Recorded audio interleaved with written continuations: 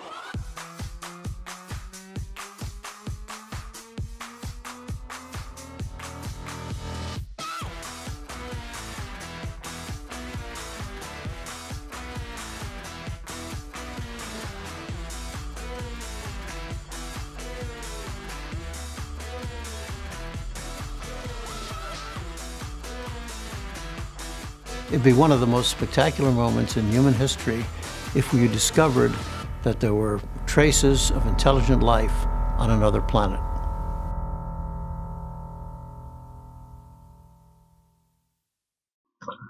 Kara, the solar gravity lens is from the physics standpoint is very interesting because what it says that nature has a means for allowing us to take a picture of an exoplanet very far away, 100 light years away.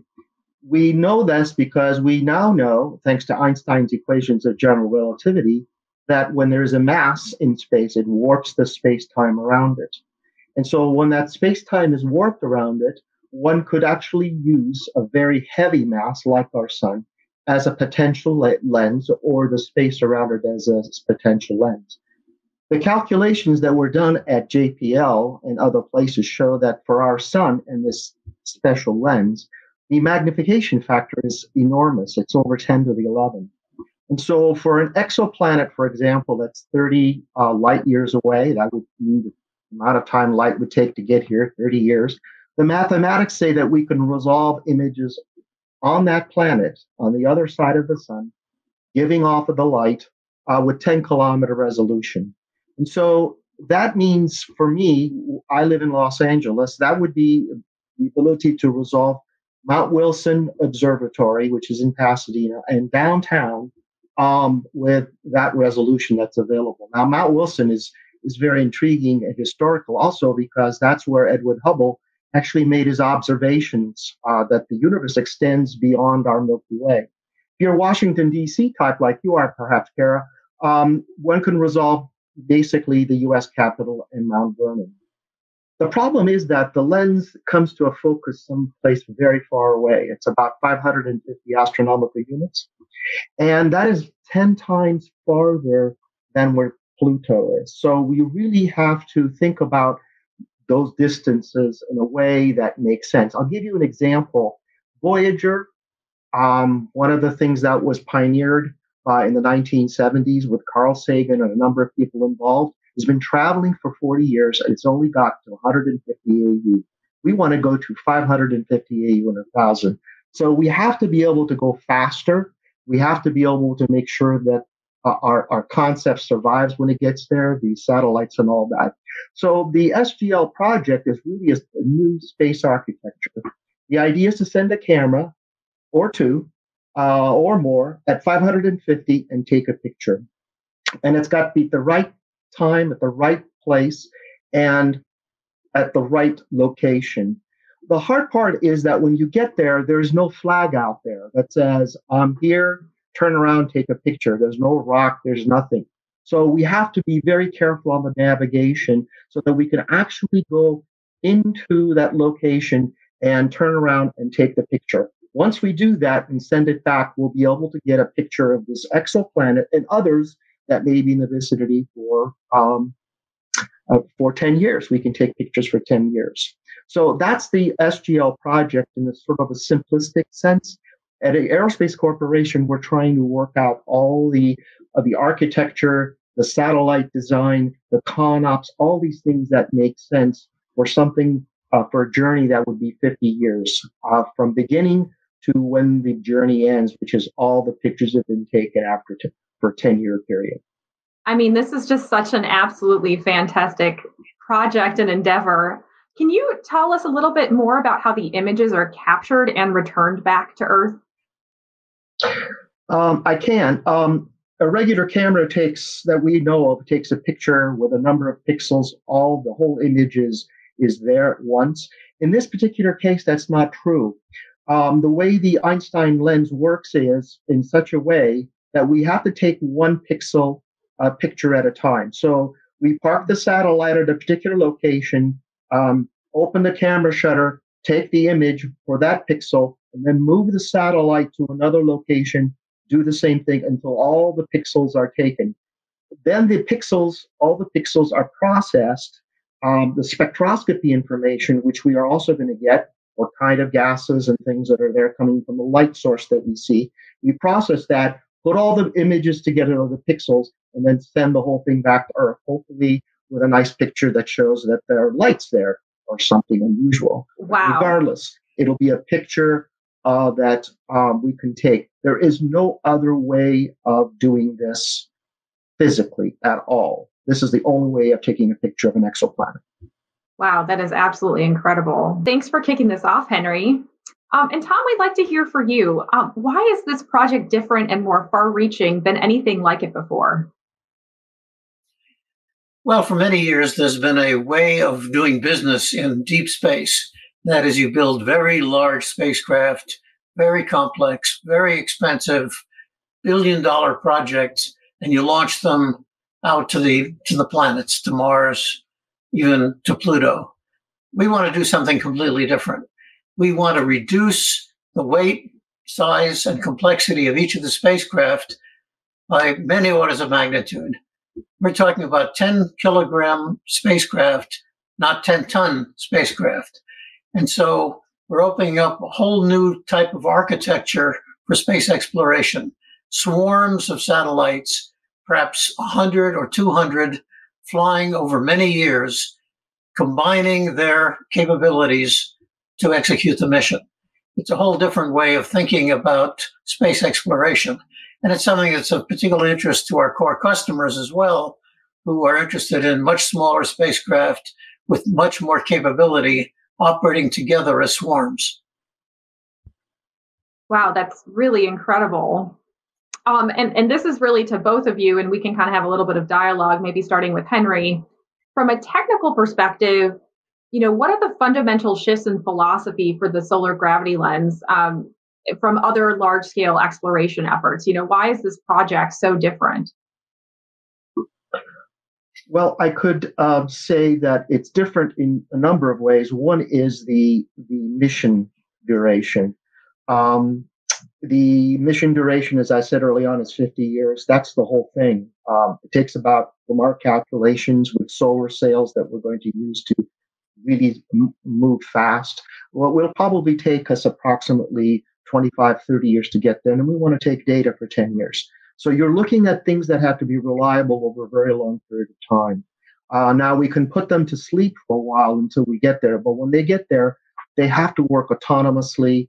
They have to be able to adapt to the environment and make changes as necessary. And this is because the round trip time for communications is measured on the order of light days. So there's no way that the ground support crew here can make decisions quickly enough. So that's another philosophy change. We're also looking at very small spacecraft. They're 10 kilograms. So lots has to be put into that 10 kilogram. But we all know very well that power systems and things cannot actually be miniaturized in some cases. So we have to look at self-assembly in orbit. So the concept we have is we launch them, and somewhere after Jupiter, a number of these satellites get together to form they're like a transformer. They get together and they form the real satellite that actually is going to be the mission capable one. Those are all philosophical changes that is going on in the commercial world, as we know in LEO, but we're now trying to push it in small sats and out farther for very long durations. So the bottom line here is that we've got a fractionated mission, and we have this concept where we're launching a number of them and a string of pearls so that one can communicate the other and get information from the one ahead of it if there's been a mistake or problem, so they can adapt as they get there. So it's a completely autonomous system with human connections minimized as much as possible. These are the philosophical changes that I see. And can you just touch on very quickly, when you say string of pearls, what does that mean? The string of pearls in architecture that Tom and I came out with, because in order for us to be able to make the communication network between here and 550 AU and farther out work, we need to have repeater stations coming one from the other. The advantage of that is the communication link bandwidth increases, but there's another sophisticated element in here.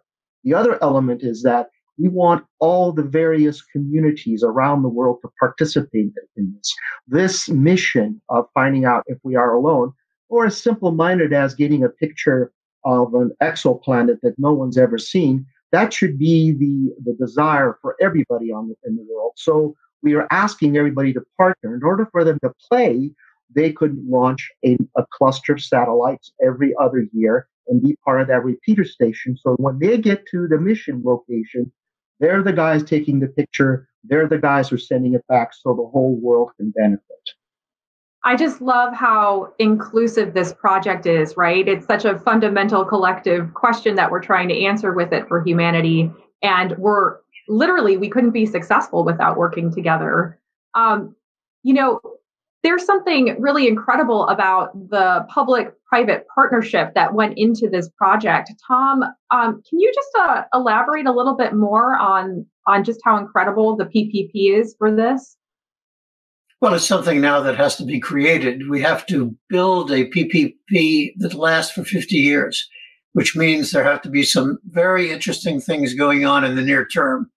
What we're planning to do is launch in the next 3 or 4 years some technology demonstration missions. And the PPP will be collecting data, information, technology to make that possible. Once we have that, then we will expand it to the solar gravity lens mission itself.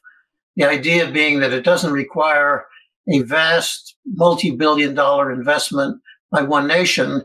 It involves small investments by many countries, many companies, many universities. So by spreading the cost out and spreading the intellectual capital out, we involve everybody in the world that wants to be a player.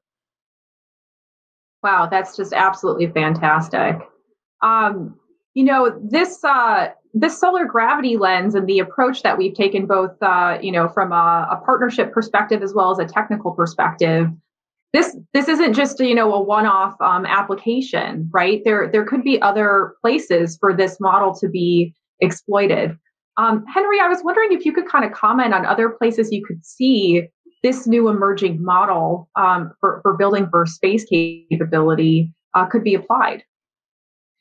Well, first of all, the model stands not just to go to take a picture of one particular planet. The model stands for taking pictures of all the thousands of planets that the astronomers are now finding. So we get a glimpse of what's around us in the near 100 light year sort of volume. But there's also another element of this. The other thing is that a PPP, I think, would be very useful in what is going on in commercial space now. The change is happening. We are about to go to the moon. So the infrastructure of the space industry is going to change very quickly, and it's already changing as it is. PPPs are required, I believe, in order to make sure that we all use this space, this community space of outer space, if you will, favorably for all of us to work together. So one needs to work out the traffic management issues. One needs to work out the interfaces of docking and assembly, all these things that is benefit for everybody who is going to be working in commercial space or military space for that matter. And so I think that requires a PPP to work together to come to an understanding of what it is that we need to do so that we can all operate and benefit from the capabilities that outer space offers us, both in LEO and GEO. So the national security, of course, is an obvious one. There, I believe PPPs are necessary because usually the national security folks buy the technology. They don't develop it to the greatest extent.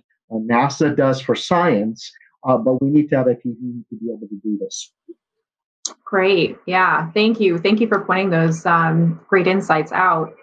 So not only are public-private partnerships important, but also this concept of needing kind of a long view or to design a personnel ConOps that spans literally generations. Tom, I was hoping you could kind of elaborate on what is it really going to take to see the success of this project, from start to finish. Well, start to finish is going to be a real challenge. Right now, we're biting off the next 3 or 4 years of the enterprise. So we start with a contract that we have from NASA from a standpoint of defining what the mission is all about. We have 2 core activities. There's the science activity that's run by JPL. So JPL, under their leadership, is putting together the design of the instrument and all of the very complicated mathematics that Henry alluded to, of how you convert all these little pixels into an image. So JPL is going to be the center of scientific endeavor. They're going to bring in universities and all kind of other players to form the science aspect of the PPP. Our job is the ConOps, is figuring out how to actually technically make it work. And we will be working with, again, with private industry, with universities to figure this out.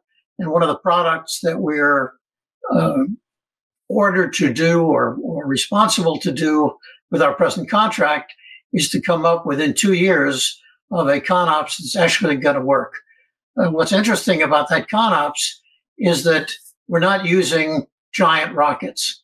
We can't afford to use giant rockets. So we're going to get the velocity we need. We're talking about something like 150 kilometers per second by going spiraling down to the sun using solar sails and then using a solar sail to accelerate at the perihelion to this kind of a velocity. So we're going to exit the solar system at something like 20 AU per year. That's the core that we have to demonstrate. If we can show that this is possible, then we have a good chance to build something for the long term, and something, as Henry indicated, that will not be looking at one exoplanet, but will be looking at many exosolar systems. I mean, I just love this concept that everybody kind of brings their A game to the table to get this done, because it literally will take the enterprise to get it done. I guess, what does success look like in a year or two for now? I'd like to kind of hear from both of you. Henry, let's start with you. Well, success in the next few years is identifying the technology roadmaps. This is because I'm following the technology, identifying the technology roadmaps, identifying the key technologies that really will enable this mission, getting some of the experts that we have around the world to tell me that one can design and build something that could last for 50 years and work alone by itself. These are things that is what we're gathering at Aerospace right now, trying to understand what's there and then make leaps, if we can, as to what might be available 10, 15 years from now when we go. So that would be one area. Success for me is also this technology demonstration mission that is also being developed as part of this program. And we're hoping that as that demonstration mission, one of several, I'm sure, will actually allow us to be able to test some of these sensors and devices that we're actually developing to make sure that we're going to be on target. The navigation requirements for this mission are very, very tight. They are measured in nanoradians. Mathematics and our capabilities say that, and I say that when I'm talking about NASA, Aerospace, DoD, the space Indo capabilities say that it's possible to do this, but they have to be put to the test. Yeah, Henry, when you had mentioned, your grand challenge of trying to figure out which technologies might just be available to leverage in a 10 or 15 year timeline, I mean, that's absolutely no trivial task. And I think, there's a great complement for what your needs are with, the efforts in strategic foresighting, which really try to look at both the push and the pull of the future, right? What is developing from a technological standpoint, the early indicators of change, what's happening on the fringe, what might be possible, and then looking at it from a pull mechanism. What are capabilities that we would love to have that would be game changing, and are there ways that we could kind of create a pathway to get there? So I think there's a great complement, to a lot of the work we're doing in strategic foresight to activities such as this one. It's really exciting. And Tom, I'd love to hear from you, from your perspective, what does success look like here in the next couple of years? Well, I think success now is in institutionalizing this process. It's about policy, it's about technology. But the technology, as Henry will tell you, is moving so rapidly that it's very hard to predict what the technology will be 10 years from now. We have a concept where we launch every year over a long period of time. So the technology is going to be constantly refreshing itself. What we need now is to institutionalize and create policies which allow us to actually bring all of the international capability to bear on the project. And that's something where I think aerospace cooperation is going to be critical. We have NASA doing the science. If we are doing the technology and also bringing in all these other enterprises, that's something that aerospace could be doing at a very intense level over the next 50 years. If we take this seriously, if we push this very hard, if we introduce these kinds of policies and strategies to the exploration of space, we'll be saving a lot of money and we'll be moving a lot of science into space very rapidly. Well, it certainly sounds like you two have a very exciting run ahead of you to get to these milestones. It's going to be very, very exciting. There was a great interview that I came across the other day, and it made me think of our conversation, where Carl Sagan was being interviewed by Rolling Stone magazine in 1973. And they talked about, how it appears that perhaps we are potentially 100 years away from holding a conversation with another civilization if one existed. And Carl had kind of estimated in this interview that the average distance between intelligence, civilizations may be 100 to 1,000 light years. So say we're 300 light years away from another set of sentient beings.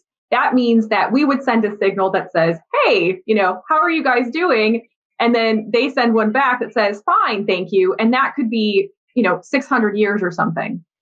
So my final question to you is, with the solar gravity lens, we are building on this incredible conduit to the universe.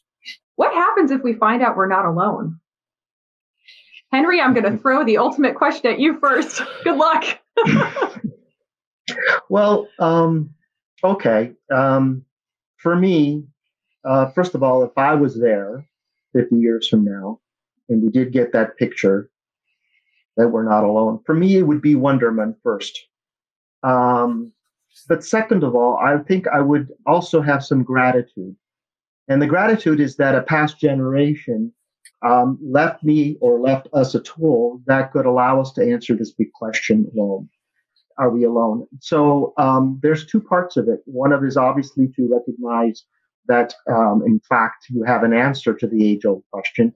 But again, it's something that this generation is offering of the future generation, this option. So both of those would be useful. I probably would leave it to the poets to express my feelings at the time, or the philosophers of how to handle it. But there was an interesting part of this mission that could also be exploited. The path of light is reciprocal, which means that if I put a very, very powerful blinker at the solar gravity lens, then in a bunch of light years, not 600, but 100 light years, that exoplanet that's out there, if they have the sensitivity in their telescopes, would see a blinking light coming from our sun. So this could be the basis of some kind of communication. See, now the amount of photons would be very small, but we're collecting a small number of photons also. So this would be an interesting thing to explore. So but like celestial Morse code, perhaps. I'm sorry? Celestial Morse code, perhaps. Exactly. A semaphore of sorts. Yes. Yes. Very interesting. Okay. And Tom, over to you. Well, as Henry says, we will leave this to future generations, but I think it will generate some humility in the world that if we're not alone, what does that mean? What do other people or other creatures or other inhabitants of other solar systems think? We're going to have a hard time having a two-way conversation, but at least a one-way conversation where we're receiving information, getting some visuals of what other planets might look like that are habitable, will already allow people to think differently about our role in the universe. And how they think differently, making people think differently about their role in the universe is a wonderful objective in itself. How they will think about it, it's not my department. Yep, you just build the apparatus to get us there. Absolutely. Well, I just have to say it's been a real pleasure to discuss this absolutely incredible project. And we're all cheering you all on to do this incredible both technical work as well as partnership work for the space enterprise. I think bringing the best and brightest together to get this done is just so inspiring. And we're really looking forward to getting an update here on your progress moving forward. So Henry, Tom, thank you so much for joining us. And thank you to you at home who is or at work who are watching our show. Stay hungry, stay curious, and we're looking to have you next time. And I'm going to hand it back over to you, Rebecca. Thanks so much. A big thanks to Tom, Henry, and Kara for that discussion. And thank you to our production team, James Liggins and Sarah Pannoni, located in the Los Angeles area. As always, check us out on Twitter at #TheSpacePolicyShow. Be sure to sign up for the latest news alerts at aerospace.org/policy. And until next time, Corbin Dallas and I say take care.